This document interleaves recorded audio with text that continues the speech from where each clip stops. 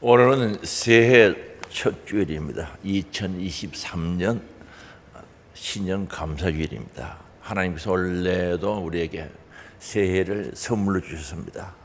정말 이 한 해를 선물로 주셨는데 한 시간 시간마다 하루하루마다 어떻게 살아가야 할까 참 중요하죠. 값진 시간들을 만들어 갔으면 좋겠다 하는 그런 생각을 가집니다. 그래서 원래 우리 교회 표어가 예수님의 제자가 되어 제자를 삼아라 라고 정했죠. 그래서 이 2023년 한 해는 바로 예수님의 제자가 먼저 되어야 되겠다는 거죠. 내가 먼저 제자가 되고 제자를 삼아가는 교회가 되면은 하나님께서 기뻐하시는 교회, 하나님께서 영광 받으시는 교회가 되리라고 믿어집니다. 오늘 말씀을 통하여 함께 은혜 받기를 원합니다. 오늘 본문 말씀에 보면은 수많은 무리가 예수님과 함께 길을 가는 모습으로 시작하고 있죠. 누가복음 14장 25절에 보면은 수많은 무리가 함께 갈새라고 말합니다. 수많은 무리가 함께 갈새 예수께서 돌이키사 이르시되, 수많은 무리를 보시면서 예수님께서 참된 제자가 될 수 있을까? 제자의 길을 가는 사람들이 얼마나 될까 생각하시면서 그들에게 말씀하신 거죠. 여기에 수많은 무리라는 것은 대다수는 예수님에 대해서 잘 모르는 사람들이죠. 예수님께서 온 인류를 구원하러 오신 예수의 길을 잘 모르고 바로 예수님이 이스라엘의 왕이 되면은 한 자리 차지할 또는 왕이 되면은 먹고 사는 경제적인 문제, 정치적인 문제, 군사적인 문제가 다 해결되리라고 갈구했던 사람들이죠. 그래서 예수님께서 그들을 보시고 말씀하신 겁니다. 우리는 여기서 깨달을 수 있는 게 뭡니까? 단순히 예수님을 따라간다고 제자가 되는 것은 아니라는 거죠. 예수님의 제자가 되기 위해서는 분명한 자격이 있음을 우리들에게 알려주는 내용입니다. 그래서 제자가 되기 위해서 제자의 길을 가야 되는데 수많은 무리들은 그 길을 몰랐던 거죠. 그럼 제자란 무엇인가? 국어사전에 보면 기독교 편이죠. 예수님의 가르침을 받아 예수님의 뒤를 따라가는 사람들을 제자라고 그렇게 말씀하고 있습니다. 좁은 의미에서는 예수님의 12제자가 제자죠. 그리고 넓은 의미에서는 예수 그리스도를 구주로 고백하고 예수님을 쫓아 살아가는 사람들, 따라 살아가는 사람들, 그 삶을 배워서 살아가는 사람들을 제자라고 할 수가 있습니다. 그런데 이 제자란 헬라어로 보면은 그 헬라어에 보면은 마데테스라는 용어를 쓰죠.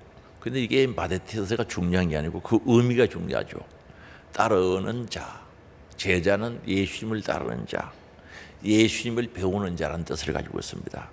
그래서 예수님께서 우리에게 가르쳐 주실 때 그 가르침을 받고 훈련을 잘 받아서 예수님의 삶을 그대로 따라가는 자가 제자라는 뜻이죠. 단순히 합습하고 공부하는 것이 아니라 예수님과 함께 생활하면서 스승의 모든 삶을 보고 배우며 그 사상과 가르침을 받아서 예수님 삶 그대로 살아가는, 삶을 따라가는 자들 제자라고 합니다. 그래서 오늘 우리는 먼저 제자가 되어야 된다는 거죠. 누가 먼저 제자가 되어야 되는가? 내가 먼저 제자가 되어야 된다.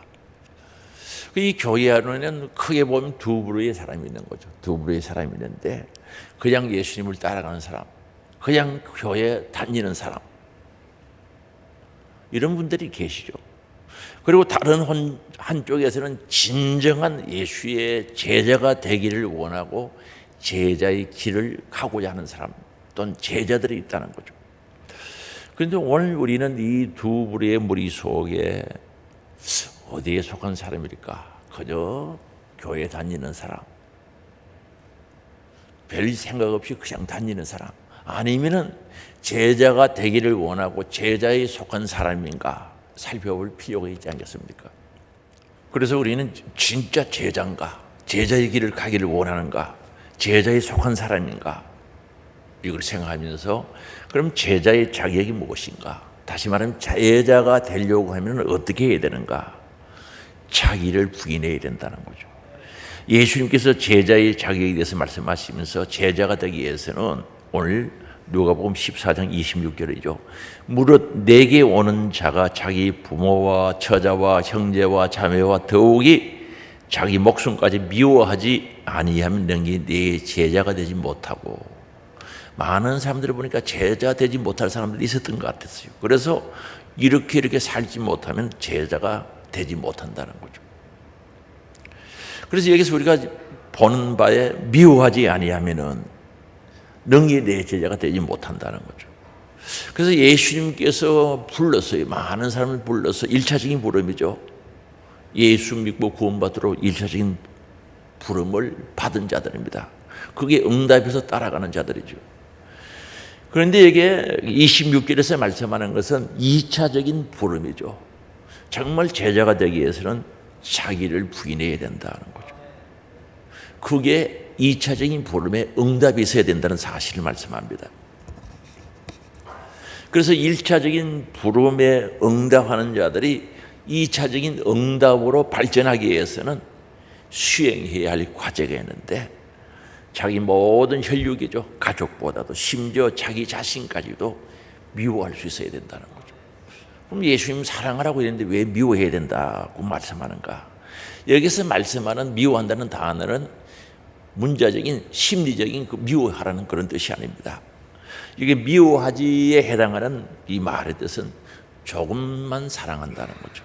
다시 말하면 덜 사랑한다는 뜻이죠. 상대적으로 다른 것보다 덜 귀히 여기는 것을 가리킵니다. 그래서 예수님께서 자기 가족과 또는 자기 자신을 미워한다는 것은 예수님보다 덜 사랑해야 된다는 거죠. 예수님보다 조금 사랑해야 된다는 것을 가르쳐주고 있는 거죠. 그래서 오늘 우리가 예수님을 따르려고 하면은 예수님 제일 주의로 살아가야 될 것을 말씀하고 있습니다. 그래서 우리가 많은 무리들을 보고 예수님께서 하신 말씀은 예수님을 따르는 데 있어서 왜 따르냐는 거죠. 너희들 목적이 뭐냐 이 뜻이죠.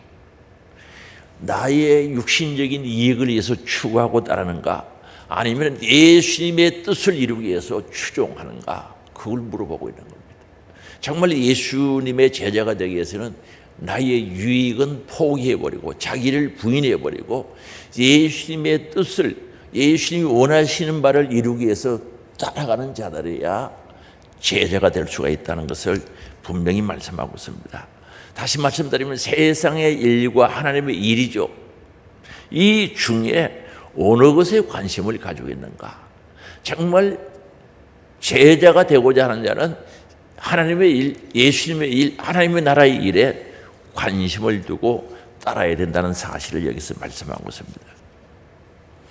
그래서 여기서 깊이 보면은 단순한 우선순위를 말하는 것이 아니라 예수님을 따르는 것은 자신의 가장 소중한 것까지도 부인하고 자기에게 주어진 십자가를 지고 따르라고 말씀하고 있는 거죠.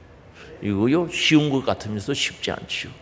내가 사랑하는 것, 내가 좋아하는 것, 정말 내가 가장 가치 있게 생각하는 것들을 예수님보다 덜 사랑하고 덜 좋아하고 바로 예수님만 사랑하면서 뒤로 미루라는 거죠.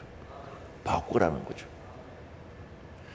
내가 정말로 좋아하고 사랑하는 것을 바꿔서 예수님을 더 사랑하고 더 좋아하라는 말씀이죠. 그래야 제자가 될 수 있다는 거죠. 그래서 예수님께서 우리에게 상대적인 사랑을 요구하시는 것이 아니라 이 말씀 속에는 절대적인 사랑을 요구하심이 그대로 들어가 있는 거죠. 세상의 어떤 것보다도 절대적으로 예수님을 사랑하라. 그래야 제자 될 수 있다는 거죠. 하기야 예수님을 사랑하는 마음이 없으면 어떻게 제자의 길을 가겠습니까?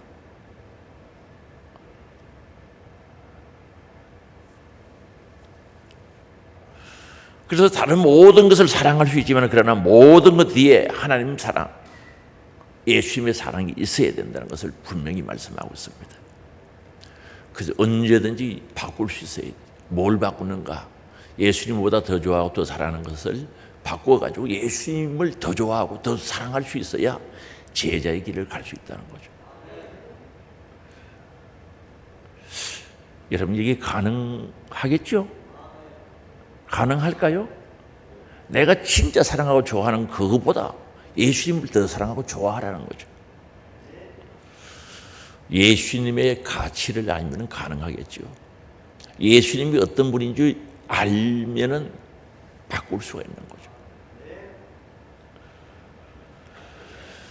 그래서 오늘 이 말씀 속에 극단적인 경우에는 다른 것을 다 포기하고 예수님을 선택하고 예수님을 따르고 예수님을 추종하라. 그래야 제자가 될 수 있다는 거죠.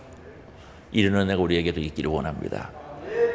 그리고 두 번째로는 자기 십자가를 지고 따르라고 말씀합니다. 27절이죠. 누구든지 자기 십자가를 지고 나를 따르지 않는 자도 능히 내 제자가 되지 못한다는 거죠. 제자가 되기 위해서는 자기에게 주어진 십자가를 지고 따라와야 된다는 것을 말씀합니다. 예수님을 따르는 자들은 자기 십자가를 져야 한다는 진다는 이 의미는 예수님께서 십자가를 지고 골고다를 향해서 올라갔을 때 그 십자가 지고 간 그 단어와 동일한 단어를 사용하고 있거든요. 당시에 예수님 당시에 예수가 자기 십자가를 지고 사형장으로 가듯이 자기에게 주어진 십자가를 지고 예수님을 따르는 자들이 진정한 제자가 될 수가 있다고 말씀합니다. 그럼 이 십자가는 무엇을 말씀하고 있습니까? 어떤 분이 그랬다고 하지 않습니까? 그래서 이 권사님 십자가 지고 예수님 따르냐고 그러니까 가끔마다 진대. 그럼 무슨 십자가 지느냐고 하는데 목걸이에 십자가 있는데 그게 어떤 뒤로 돌아가가지고 있대. 그래서 십자가 가끔 가다가 정신없이 다니다 보면 치고 갈 때가 있다. 그럼 무슨 십자가가 있습니까? 그런 십자가의 의미는 아니겠죠. 이 십자가에 두 가지 의미가 있는데 하나는 고난의 의미가 있습니다. 그래서 우리가 제자의 길을 가면 평탄한 길이 아니라 고난의 길이라는 거죠. 우리 예수님께서 생명의 길, 구원의 길을 가는 것도 좁은 길, 협착한 길이라고 그랬거든요. 그래서 찾는 사람들이 많지 않다 그랬습니다. 내가 생명으로 가는 길도 협착하고 좁은 길이고 찾는 사람이 많지 않다고 했는데 제자의 길을 간다는 것은 고난을 상징하는 겁니다. 고난의 십자가를 저작할 수 있는 곳이죠. 그래서 어떻게 보면 이 고난은 우리들에게 주시는 선물이라고도 볼 수가 있습니다. 정말 예수님의 가치를 알고 천국의 본질을 알고 천국의 가치를 알면 그것이 십자가가 영광이라고 생각할 수 있겠죠. 그래서 그 고난의 십자가 때문에 예수님을 더 의지하게 되고 더 사모하게 되고 그 예수님을 더 바라보면서 저렇게 기도해서 예수의 능력을 더 듣기를 원하는 삶을 살아간다면 고난이 유익되지 않겠습니까? 그래서 오늘 우리가 십자가를 지고 따르라고 했을 때 나에게 주어진 그 십자가는 바로 고난을 상징한다는 거죠. 우리 교회에서 뭐 작은 일을 하나 해도 고난 없는 게 있습니까? 우리 교회에서 작은 충성 하나 해도 반드시 고난이 있죠. 희생이 있다는 거죠. 희생 없이는 갈 수가 없는 거죠. 그래서 제자가 되려고 하면 고난을 감수하라. 그리고 여기 십자가의 두 번째 의미는 사명을 가리키는 거죠. 하나님의 구원받은 우리들은 주님의 동역자로서 예수 그리스도의 동역자로서 살아가라는 거죠. 그 사명을 가지고 살아라고 우리들에게 말씀하고 있는 겁니다. 하나님 나라를 이 땅에서 확장시키는 일에 있어서 또한 하나님 나라를 세워가는 일에 있어서 함께하는 자가 되라는 거죠. 어느 시대든지 예수님이 하시는 방법은 사람을 통해서 일하시거든요. 하나님은 지금까지 일해 오실 때 사람을 통해서 일하시지 하나님께서 직접 일하신 경우는 잘 없죠. 한번 보세요. 오늘날 하나님이 직접 오셔서 전도했다. 하나님이 직접 내려오셔서 예배당을 세웠다. 뭐 교회 뭘 했다. 직접 하시지는 않는다는 거죠. 누군가의 사람의 길을 통해서 하게 돼 있는 거죠. 사람의 손을 통해서 하게 됐다는 거죠. 그 일에 우리가 손과 발이 되고 우리의 삶이 바로 동역자로서의 삶을 살아가기를 원하고 있는 거죠. 그래서 이 사명의식을 가지라는 거죠. 그래서 오늘 우리는 주의 일을 내가 해야 된다는, 하나님의 일을 내가 해야 된다는 사명의식을 가지는 것이 십자가 지는 거죠. 나에게 주어진 십자가. 그래서 여러분들에게 각자에게 주어진 사명이 다 있다는 거죠. 넓게 보면 하나님의 자녀로서 사명, 주의 제자로서 사명, 또는 교회에 각각 주어진 귀한 사명들이 있는데 그 사명이 바로 십자가라는 거죠. 그거 치고 같이 가자는 거죠. 제자의 길을 가고자 하는 자들은 나에게 주어진 십자가를 지고 예수님을 따라야 된다라고 말씀하고 있습니다. 그래서 오늘 우리 사명의식을 가지고 신앙생활하는 것과 사명이 없이 신앙생활하는 것은 엄청난 차이가 있죠. 여러분 교회에 나오고 신앙생활하는데 사명감을 가지고 사명의 의식을 가지고 신앙생활하는 것과 그게 없는 사람과는 엄연한 차이가 있죠. 무슨 차이가 나는가? 제자가 되느냐 제자가 되지 않느냐 그 차이죠. 그래서 오늘 우리 예수님으로부터 부름받았습니다. 나에게 주어진 십자가 지고 예수님의 길 가는 제자의 길 가는 우리들이 될 수 있기를 바랍니다. 그리고 제자가 되기 위해서는 세 번째로는 제자의 도, 제자의 길, 제자, 복음, 본질을 알아야 된다는 거죠. 제자의 본질, 제자가 가는 그 길의 본질을 알고 복음의 본질을 알아야 제자가 될 수 있는 겁니다. 그것을 예수님께서 비유로 말씀하셨는데 예수님께서 망대를 세우고자 할 때 완공될 때까지 비용이 얼마나 들 것인가 계산하지 않겠느냐. 그래서 그 망대를 세우게 되면 완공을 해야 된다는 거죠. 그래서 오늘 28절에 보면은 너희 중에 누가 망대를 세우고자 할진대 자기의 가진 것이 준공하기까지 족할는지 먼저 앉아 그 비용을 계산하지 아니하겠느냐 하는 거죠. 망대를 쓰면 돈이 1,000,000원 들어가는데 내가 가진 돈이 1,000,000원이 되는가 헤아리 보고 계산을 되지 않겠냐는 거죠. 그리고 29절에 그렇게 아니하여 그 기초만 쌓고 능히 이루지 못하면 보는 자가 다 비는다는. 그래서 아무 생각 없이 기초를 세워놨다가 그게 망대를 세우지 못하면은 사람들이 그걸 보고 비운다는 거죠. 아이고 이런 시작했는데 마무리를 못했구나. 비웃어 이르되 30절입니다. 이 사람이 공사를 시작하고 능히 이루지 못하였다 하리라. 그래서 예수 그리스도를 따르기 위해서도 예수의 제자가 되기 위해서 가는 그 길은 절대 부귀 영화의 길이 아니다는 거죠. 그래서 때로는 자기의 목숨 가지고 희생해야 하는 그 길이기 때문에 냉철한 판단에 의해서 따르기를 결정해야 된다는 거죠. 덤벙덤벙 계산 없이 따르다가 중간에 좌절하고 낙심하고 넘어진다는 거죠. 확실한 계산을 하고 따르라는 거죠. 그래서 주님께 뜨거운 열정을 보이던 사람들이 어느 날 보면은 바람 빠진 고무풍선처럼 어디에 있는지도 못 찾는 거예요. 왜 그렇습니까? 아무 생각 없이 그저 따르겠다고 해놓고는 끝을 맺지 못하는 거죠. 중간에 포기해버리고 좌절해버리고 시험 들고 넘어져 버리는 거죠. 그렇게 하면 안 된다는 거죠. 그리고 또 적과 싸우기 위해서 싸움터로 나가는 왕이 임금이 내가 승리할 수 있을지 계산하지 않겠냐는 거죠. 저 상대의 군사는 20,000명인데 나는 10,000명이다. 어떻게 싸울 것인가? 승리를 위해서 어떻게 할 것인가? 그걸 계산하지 않겠냐는 거죠. 그래서 31절에 또 어떤 임금이 다른 임금과 싸우러 갈 때 먼저 앉아 10,000명으로서 저 20,000명을 거느리고 오는 자를 대적할 수 있을까 헤아리지 아니하겠느냐. 만일 못할 터이면 그가 아직 멀리 있을 때 사신본에 화친을 청할지니라. 여기 화신 청한다는데 초점이 있는 게 아니라 헤아리지 아니하겠느냐. 여기 초점이 맞춰져 있는 거죠. 어떻게 하면 이길 수 있을까? 어떻게 하면 주의 제자가 될 수 있을까? 귀한 값진 제자가 될 수 있을까? 어떻게 하면 이 일을 완성시킬 수 있을까? 끝까지 예수를 따를 수 있을까? 헤아리는 계산이 있어야 된다는 거죠. 그래서 예수님을 따르는 자는 일시적인 충동이나 잘못된 비전이죠. 헛된 꿈을 가져서는 안 된다는 거죠. 내가 제자를 따르면 주님이 다른 면에서 큰 부를 한 보따리 주겠다는 그런 생각, 헛된 꿈, 그거 버리라는 거죠. 이것도 마찬가지입니다. 전쟁에 임하는 자의 냉철한 판단력을 가지고 수행해야 할 것을 우리들에게 가르쳐 주고 있는 거죠.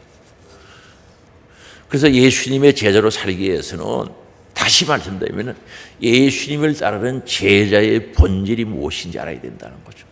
제자가 무엇인지 정확하게 알아야 된다는 거죠. 정말 예수님의 가르침 교훈, 사상, 삶 모든 것을 배워서 그 길을 따라갈 때 하늘의 영광이 있다는 제자의 본질을 분명히 알고 신앙 고백이 되고 개선이 되고 따라가라는 거죠. 이 땅에 고난이 있고 역경이 있고 환난이 있고 핍박이 있고 희생이 있고 성임이 있는데 그 수고는 하나님의 나라에서 확실하게 보상해 준다는 제자의 본질을 알아야 된다는 거죠. 그래서 예수님께서 빌립보서 2장에 보면은 하나님과 본체라는 동일하신 하나님이신데 그분은 사람의 몸을 입고 종의 형체로 이 세상에 오신 거예요. 그래서 죽기까지 복종하시는데 그것으로 끝난 것이 아니라 하나님이 그를 높여 모든 사람을 지극히 높여 뛰어난 여름을 주시고 그 발 아래 무릎을 꿇게 했다는 거죠. 영광을 주셨다는 거죠. 그 예수님의 낮아지심과 높아지심에 대해서 알아야 된다는 거죠. 그래서 제자의 길을 가는 자에게 그 은혜가 우리에게 있다는 거죠. 바로 예수님이 오셨던 그 길을 따라가고자 하면은 고난도 역경도 십자가도 있지만 그러나 하늘의 영광도 있다는 제자의 본질을 알아야 된다는, 믿어져야 된다는 거죠.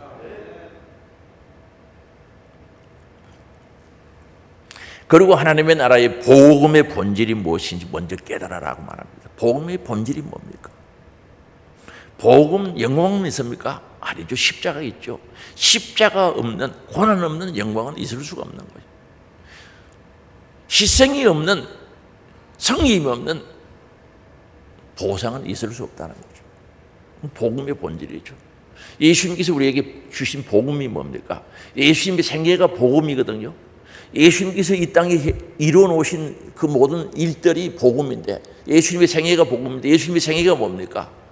죽기까지 복종하시고 고난의 길이 가신 그 주님의 길 가운데는 하늘의 영광도 있었다는 거죠. 그게 복음의 본질 아닙니까? 오늘 왜 오늘 좋은 날인데 밖으로 가지 않고 이 자리에 왔습니까? 이것도 하나의 십자가거든요. 하늘의 영광이 있기 때문에 더 좋은 본향이 우리들에게 있기 때문에 오신 거 아니겠어요? 더 나은 본향, 영원한 본향이 있기 때문에 오늘 이 자리에 오셨단 말입니다. 그래서 우리는 복음의 본질이 무엇인지 깨달아 알고 체험되어지고 다시 말하면 천국의 참 가치를 아는 자다. 하나님 나라가 어떤 것인지 알고 있는 자들, 바로 제자의 도를 알고 복음의 본질을 아는 자가 제자의 길을 갈 수 있는 거죠. 어떻게 포기하겠습니까? 어떻게 포기할 수 있겠습니까? 그 길을 갈 수밖에 없는 거죠. 그래서 오늘 우리는 복음의 본질, 제자 도의 본질을 알고 주님의 제자가 되기를 원합니다. 누가? 내가 제자가 되어야죠. 누가 제자가 되어야 된다고요? 내가 제자가 되어야 돼요. 내가 제자가 되는 은혜가 있기를 원합니다. 그리고 제자를 삼아라 그랬습니다. 내가 먼저 제자가 됐으면 제자를 삼아야 되는데 우리 예수님께서 제자를 삼으라고 명령하시는데 제자를 삼다는 것은 제자를 만든다는 뜻이 있습니다. 세운다는 뜻이 있죠. 제자를 만들어라, 세우라는 뜻이죠. 오늘 우리는 제자가 굉장히 중요하죠. 한국 교회가요 코로나19 사태를 겪으면서 이 3년쯤 흘렀죠. 교회의 모습이 어떻게 되는지 이건 뭐 있는 그대로의 모습을 우리들이 보여주는 거죠. 그럼 한국 교회에 볼 필요 없고 우리 교회를 봅시다. 정말 3년 동안 코로나19를 쭉 지나오면서 제자의 길을 가는 분들이 얼마나 되느냐는 거죠. 제자의 길을 몇 분이나 가고 있고 얼마나 가느냐는 거죠. 그래서 오늘 우리는 제자가 되어야 된다. 우리 하나님께서는 하나님 나라를 세우고 하나님 나라를 확장하고 하나님 나라를 이루어가기를 원하시는데 바로 이 하나님 나라를 세우고 이루는 데 있어서는 구경꾼 1000명보다 제자 10명이 훨씬 낫다는 거죠. 여러분 긍정합니까? 하나님의 나라를 세우고 하나님 나라를 확장하고 그 일을 만들어가는 데 대해서는 구경꾼 10,000명보다는 일꾼, 제자 5명이 낫죠. 구경꾼들은 오히려 하나님 나라를 세우는데 걸림돌이 될 수가 있다는 거죠. 그러면 제자를 세운 데 있어서 어떻게 제자를 세워야 되는가? 오늘 말씀에 보면 세례를 베풀라고 말씀하고 있습니다. 마태복음 28장이죠. 세례를 베풀으라는 거죠. 19절에 보면 말씀합니다.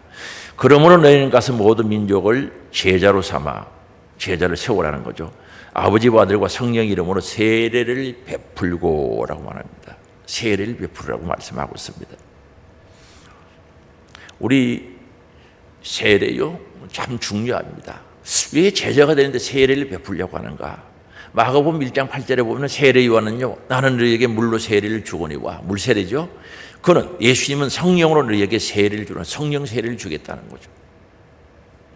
그리고 마태복음 3장 16절에서는 예수께서 세례를 받으시고 예수님이 친히 세례를 받았거든요. 본물에서 올라오실 때 하늘이 열렸어요. 놀라운 사건이죠.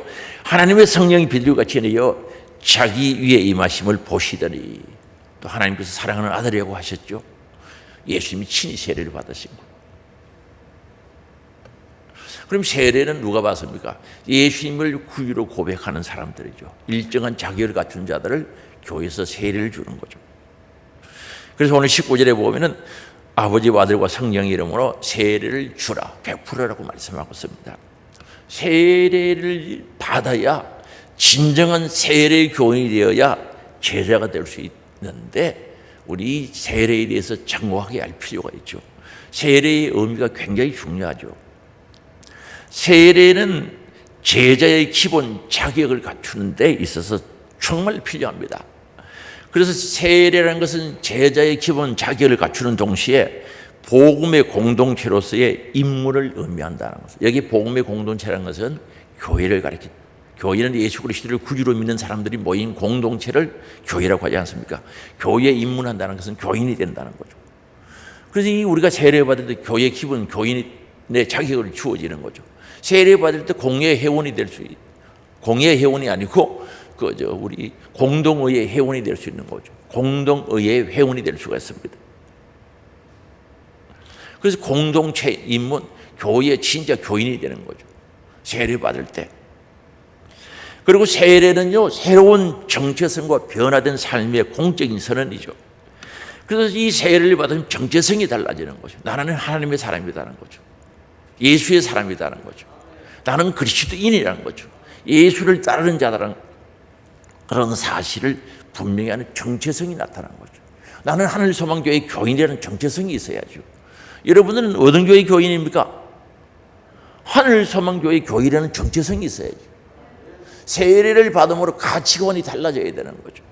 전에는 세상의 가치를 두고 돈의 가치를 두는데, 이제는 하나님께 가치를 두고 하나님 나라의 가치를 두고 하늘의 보화를 사는데 가치를 두는 가치관이 달라져야 된다는 거예요. 세례가 뭡니까? 내가 옛 사람, 육의 사람은 예수님과 함께 십자가에 못 박아 죽어버리고 예수님이 부활하는 그 생명을 가지고 내가 다시 살아서 내 안에 예수님 모시고 사는 삶을 세례라고 하거든요. 그래서 우린 정체성이 달라져야 돼요. 사도 바울이 디모데에게 너 하나님의 사람아, 하나님의 사람이 되어야 되는 거예요. 하늘소망교회 교인이 되어야 된다는 거죠. 여러분 하늘소망교회 교인 맞습니까? 아이고 목사님 그거 왜 물어봐요? 맞으니까 오늘 왔지요. 온다고만 됩니까? 공동체의 일원으로서 변화된 삶을 보여줘야죠. 생활이 달라져야 되는 거죠. 교인답게 살아야 된다는 거죠. 교인의 사명을 감당해야 된다는 거죠. 그 어떤 데는 보면 그래요. 하늘소망교회 교인이 맞는지 안 맞는지 이 구분이 안 될 때가 있는 거예요. 여러분 교인 맞죠? 어디 교인입니까? 하늘소망교회 교인 맞습니까? 그러면 하늘소망교회에서 지시가 내려가면 적극 순종하고 따라야 되겠네요? 분명히 해야죠. 그래서 오늘 새로운 정체성, 새로운 가치관을 가지고 변화된 삶을 공적으로 보여줘야 돼요. 세례 받을 때요, 하나님 앞에 사람 앞에 받거든요. 약속하죠. 하나님 앞에 사람 앞에 사는 거예요. 우리 기독교 신앙은 하나님 앞에 고백이요, 사람 앞에 고백이요. 우리 예수님께서 너가 나를 사람 앞에 시인하면 나도 하나님 앞에서 너를 시인해 주겠다고 말씀하셨단 말입니다. 그래서 오늘 우리는 예수님과 변화되고 하나님 사람이 되고 정체성이 바뀌었고 또한 가치관이 달라졌으면 변화된 삶을 공적으로 보여줘야 돼. 사람들 앞에 나타내야 된다는 거죠. 그게 세례받은 자의 삶이 아니겠습니까? 그리고 세례가 중요한 것은 개인의 사적인 구원의 순간을 뛰어넘어야 돼. 야, 내가 구원받았다. 내가 구원받았다. 개인의 사적인 구원의 순간을 뛰어넘어 예수 그리스도의 몸이라는 하나님의 왕국, 하나님의 교회 백성으로서 손발 지체가 되어서 살아가야 된다는 거죠. 이제 우리가 세례를 받게 되면 교회 머리는 예수 그리스도입니다. 교회는 몸이라 그랬죠. 우리는 그 몸에 지체가 되어져야 된다는 거죠. 포도나무가 예수님입니다. 그 가지는 우리들의 포도나무에 가지가 붙어 있듯이 우리는 몸된 주의 교회, 예수님 머리 되시는 교회 손발 다리처럼 지체가 되어서 여기 붙어 있어야 된다는 거죠. 하나님의 교회의 일원이 되어야 되는 거죠.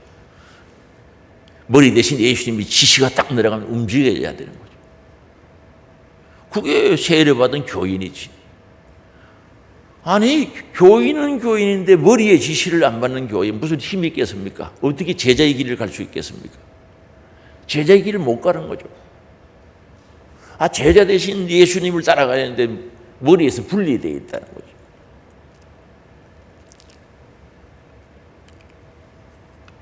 그리고 세례가 중요한 것은 개인적인 일을 넘어 성도의 행동으로 옮겨야 된다는 거죠. 우리 개인적인 일을 넘어. 그래서 집사님 이렇게 합시다. 아이고 잔소리하지 마이소. 간섭하지 마이소. 아니 그게 아니지. 우리가 세례받은 교인이 그런 얘기를 할 수가 없는 거예요. 어떻게 신앙생활, 개인적인 신앙생활입니까? 내 마음대로 할 수 있는 겁니까? 세례받은 교인은 그렇게 될 수가 없는 거예요. 개인적인 일을 넘어 성도로서 행동을, 성도는 거룩한 무리들이죠. 교회의 교인으로서의 행동이 나타나야 되는 거죠. 교회의 직분을 받았으면 직분자로서 행동이, 삶이 나타나야 된다는 거죠. 그래서 성부, 성자, 성령, 삼위일체 하나님의 연합에 참여해야 되는 거죠. 확실하게 참여해야 된다는 거죠. 그래서 제자 삼으려고 하면 가서 세례를 베풀어라는 거죠.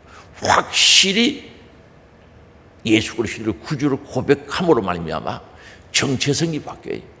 신분이 바뀌어야 된다는 거죠. 소속이 바뀌어야 된다는 거죠. 신분과 소속이 확실해야 된다는 거죠. 하나님의 아들, 하나님께 소속된 하나님의 사람이어야 한다는 것을 분명히 말씀하고 있습니다. 그러면 가치관이 달라지죠. 세상보다는 교회가 좋고 지옥보다는 천국이 좋고 말할 것도 없죠. 그런데 그거 실제적으로 믿어져야지. 여러분 지옥보다 천국이 좋은 거 맞죠? 그게 생활 속에 나타나야죠. 천국이 지옥보다 뭐 비교할 수 없을 정도로 좋으면은 그 천국이 믿어져야지. 그런데 왜 기독교인이 되고 세례를 받았는데 정체성이 바뀌지 않아서 지옥 갈 일들을 하느냐 이 말입니다.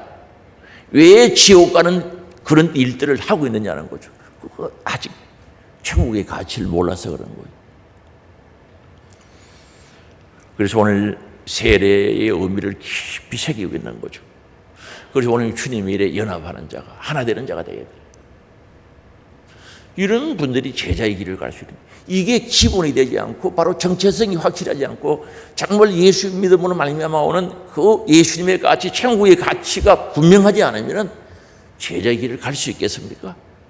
계산을 대보면 잘못된 계산을 대는 거죠. 내가 손해볼 것 같은데.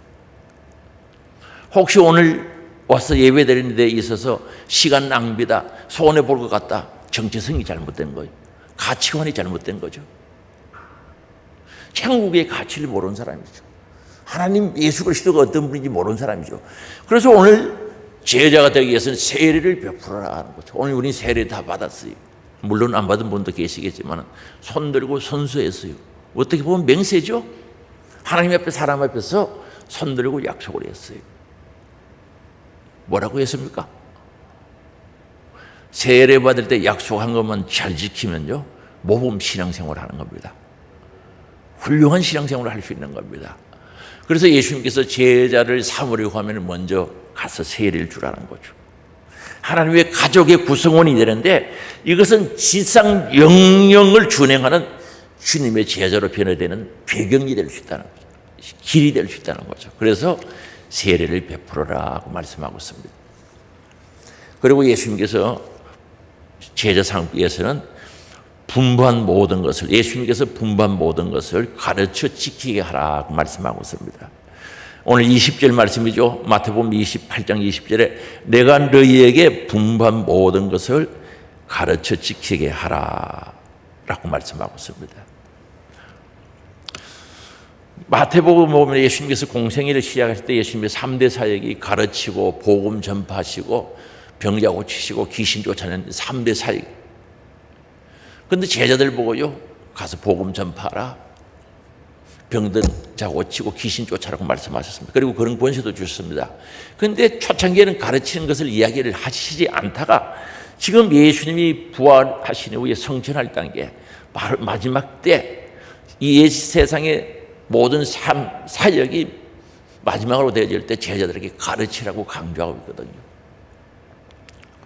가르칠 수 있도록 그들에게 책임을 주시고 그들에게 권위를 주시고 가르치라고 말씀하고 있는 거죠. 왜요? 예수님이 계실 때는 예수님이 부지런히 열심히 가르쳤습니다. 예수님이 이제 성천하시고 난 뒤에는 제자들이 가르칠 수 있는 책임감을 가지고 정말 주님 명령 따라 가르치기를 원하셔서 가르쳐라라고 말씀하고 있습니다. 다시 말하면 제자들이 이제 세상에 나가서 생전에 예수님께서 가르쳐 주신 계명들과 교훈들을 가르칠 수 있는 권리와 동시에 의무, 책임을 갖게 하고 있는 모습을 봅니다. 그런데 여기서 가르친다는 말은 원래의 뜻은 지속적으로 가르친다는 거죠. 지속적으로 가르치라는 거죠. 한 번, 두 번이 아니라 계속해서 가르치라는 거죠. 오늘 우리는 계속 배워야 됩니다. 변하지 않도록 배워야죠. 우리는 가르침에 있어서 영적인 일은 유기하기 싫어합니다. 영적인 일은, 신앙생활은 영적인 일인데 영적인 일은 내 유기하기 싫어하기 때문에 몇 분 하다가 안 하면 안 된다는, 계속 가르침을 받아서 계속 진행시켜야 되는 거죠. 기도하라. 성령 충만할 때는 기도 열심히 했어요. 주여라고 부르짖으면 열심히 신앙생활하는데 안 하거든요. 유기 못하게 하거든요. 마귀가 못하게 하거든요. 그래서 기도 소리가 줄어버리고 안 해요. 그래서 기도하라는 것 계속 가르치라는 거죠. 또 가르치라는 거죠. 기도를 계속하고 있어요. 그걸 지속시킬 수 있도록 가르치라고 말씀하고 있습니다. 우리는 아무리 알아도 순종하지 않는 것은 가치가거든요. 교통법규요, 흔히 알아도 벌칙금 통지서가 날라오면 그건 모르는 거예요. 가치 없는 겁니다. 가치 없는 거죠. 그래서 경찰서에 가서 제가요, 교통법규를 잘 알고 있거든요. 빨간불이 신호등에서 딱 켜지면 서는 걸 알고 있습니다. 이것 취소시켜 주세요. 무슨 가치가 있습니까? 그게 가능합니까? 오늘 우리 하나님 말씀 알아도 지키지 않으면 아무 소용없는 거예요. 가르쳐서 지키라고 말씀하고 순종하라는 거죠. 말씀대로 하라는 거죠. 그래서 디모데후서 2장 2절에 보면 이렇게 말씀합니다. 또 너가 많은 정인 앞에서 내게 들은 바를 충성된 사람들에게 부탁하라. 그들이 또 다른 사람들을 가르칠 수 있으리라는 거죠. 사도 바울이 디모데에게 너가 배운 것을 충성된 사람들에게 가르쳐 주라는 거죠. 그러면 그 배움을 받은 사람이 다른 사람들에게 또 가르칠 수 있다는 거죠. 우리는 확실히 배워야 돼요. 처음 예수님의 가르침을 접했던 제자들이죠. 12제자들. 예수님이 가르칠 때 잘 배웠습니다. 그들은 눈의 목격자죠. 눈으로 보고 배웠습니다. 예수님이 하신 것을 눈으로 보고 배웠습니다. 그런데 이걸 가르쳐서 분부한 것을, 모든 명령을 다 빠짐없이 가르치라고 하는 것은 그 다음 사람 기의 목격자가 되는 거예요. 귀로 듣고 알게 되는 거죠. 그래서 정확하게 가감이 없이 너희들이 보고 들은 것을 가르치라는 거죠. 너희들은 눈으로 목격했는데 그 눈으로 목격한 것을 생생하게 귀의 목격자가 될 수 있도록, 귀로 듣고 전달할 수 있도록 확실하게 가르치라고 말씀하고 있는 겁니다. 어떤 사람이 교통사고 난 것을 보고 얘기를 하죠. 교통사고 끔찍한 사건을 봤어요. 전달해요. 근데 그게 정확하게 전달이 돼야 들은 사람 귀의 목격자가 되는 거예요. 전달을 받은 사람이 정확하게 알 수 있는데 대충 이야기하면 잘 몰라요. 그렇죠? 근데 대체로 보면은 이야기 전달이 잘 안 되는 거예요. 잘 안 돼. 그래서 오늘 이 말씀 속에 가르치는 것은 너희들 눈으로 귀로 듣고 배운 것을 귀로 듣고 귀의 목적자가 돼서 다른 사람들에게 정확하게 또 전달할 수 있도록 가르쳐서 지키게 하라고 말씀하고 있는 거예요. 오늘 우리 신앙생활은요 확실해야 되는 거예요. 우리 신앙생활은 이론이 절대 아닙니다. 사실이거든요. 현실이거든요. 지금 하나님 살아계시거든요. 천국과 지옥이 분명히 있단 말입니다. 그러니까 대충 살려고 하지 말고 확실하게 예수님이 가르쳐 준 것을 듣고 배우고 지키고 순종할 때 제자의 길을 갈 수 있다는 거죠. 그래서 귀의 목적자가 돼서 들은 대로 정확하게 전달할 수 있고 가르칠 수 있다는 사실을 여기서 말씀하고 있습니다. 그래서 우리는 하나님의 말씀을 열심히 배워야 되고 가르치고 듣고 배우고 따라와야 되는 게 뭡니까? 순종해야 된다는 것을 분명히 말씀합니다. 제자들이 가르치는 바는 단지 추상적인 것 아닙니다. 생각 속에 모르는 것이 아니고 이론적인 교리로 끝나는 게 아니죠. 실제적인 것, 실제적인 것. 그래서 지키고 순종해라. 그리고 모든 것이라고 했습니다. 내가 필요한 부분이 아니라 우리 주님이 가르친 하나님의 말씀은 모든 말씀을 가르치고 지키고 순종하라고 말씀하고 있는 거죠. 어떤 분들은 취사 선택하는, 어떤 성경은 좋은 성경이 어떤 성경은 좋지 않은 성경이라, 그건 아니죠. 아니, 하나님 말씀이 좋은 게 있고 안 좋은 게 있습니까? 지킬 때 좋은 게 있을 때고 안 지키면 뭐 현없이 좋은 구절이라도 아무런 의미가 없지 않습니까? 어제도 성경 구절을 하나씩 가져가는데 야, 이거 좋네. 나는 그 이해가 안 돼요. 뭐가 좋단 말입니까? 그 주어진 성경 말씀은 무엇이든지 순종만 하면, 성령의 뜻을 바로 알고 순종만 하면 복이 되고 은혜가 되고 생명이 되거든요. 유익이 된단 말입니다.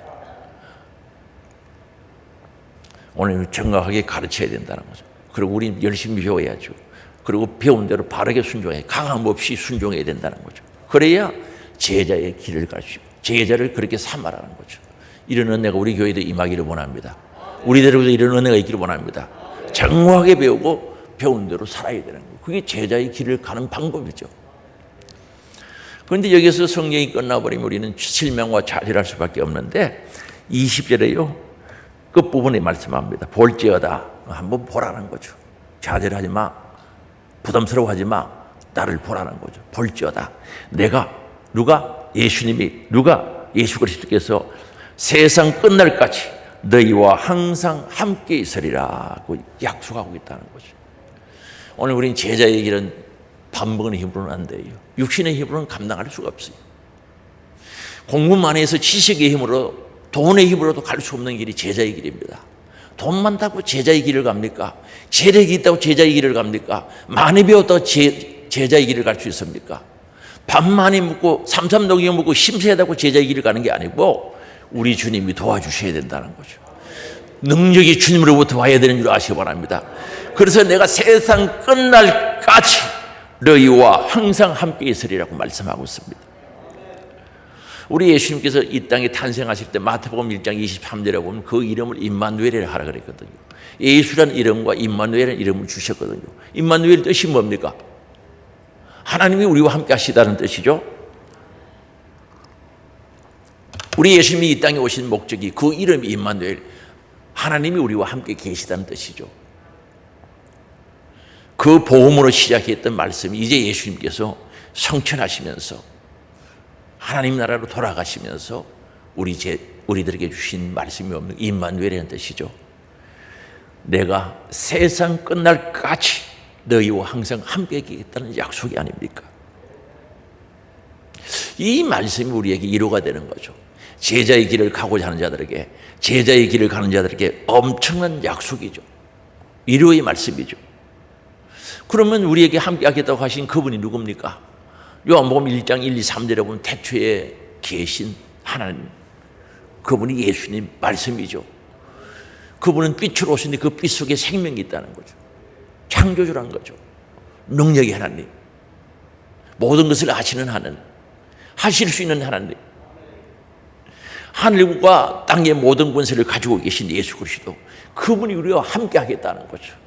우리의 연약함을 도와주실 수 있는 그분, 우리를 바른 길로 인도해 가실 수 있는 그분, 우리를 영원한 천국으로 인도해 가시는 그분이 우리와 함께 하시겠다는 거죠.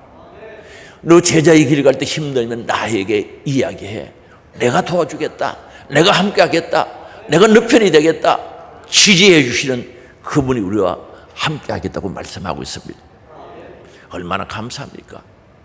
그래서 오늘 우리가 십자가의 길, 제자의 길을 갈 수 있는 것은 주님이 함께 하기 때문에 그렇다는 거죠.